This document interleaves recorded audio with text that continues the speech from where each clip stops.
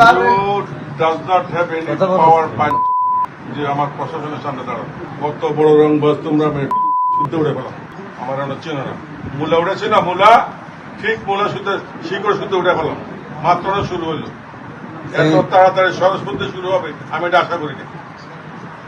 আমি তোমাদের কাছে সরস্বতী লক্ষণপুরের কাছে আরো অনেক ভালো কিছু আশা করছি।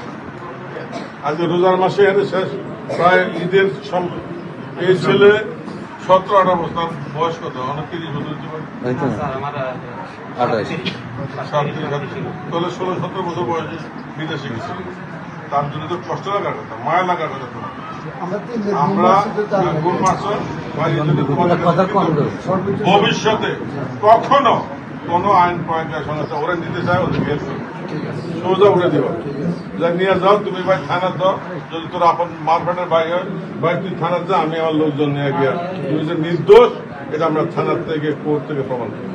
কিন্তু ভাই এটা করলে কিন্তু আমি তো এমনি আসি, তুমি আমার পুলিশের সামনে দাঁড়িয়ে গেছো, দুইবারে আসে, থার্ড টাইমে ওসি সাহেব ভাইয়া নিতে বাধ্য হয়েছে। তো এগুলা অনাকাঙ্ক্ষিত, এগুলো যাতে আমাদের জীবনে আর না ঘটে এই ব্যবসাগুলো আমাদের